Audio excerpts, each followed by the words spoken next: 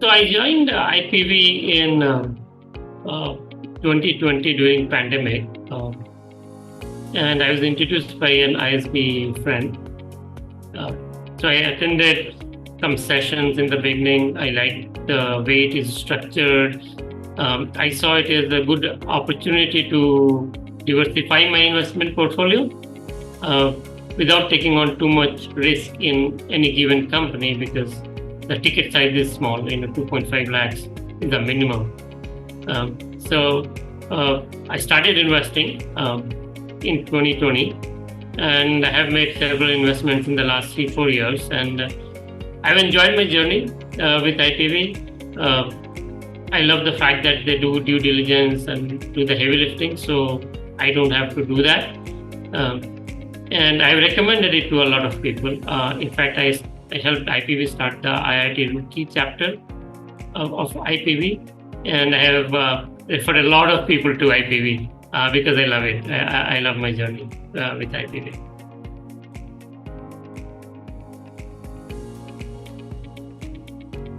So I think IPV team has been very proactive in communicating things. For example, the session schedule, right? Weekly presentation scheduled by startups. So investment team is communicated well in advance. You can put it in your calendar. So it's easy to plan your time when you know about things in advance. And once you commit to an investment, again, there's a separate WhatsApp group for each investment, where you are up to date in terms of what is happening, in terms of paperwork, call for money and all of that. So I like the way it is organized right now. Also, the IPV app is a good place to catch up on everything, because suppose I don't attend a session, I can always go back to the app and look at the documents related to that startup and catch up on it, right?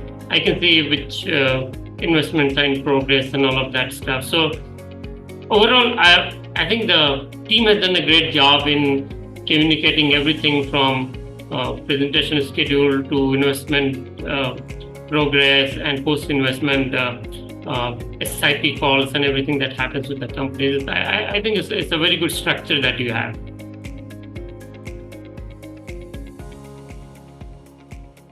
So I think India is becoming a nation of startups. About 20 years ago, if you ask people about startups, they did not know much. And about 10 years ago, it was all about tech startups, technology businesses that were starting. Today, you have startups in every field, right? From agriculture to defense, e-commerce, sports. So we've become a nation of startups, and startup is a very respected way of life today. And so obviously the investment opportunities are growing, right? But startup investing is not like stock market investing.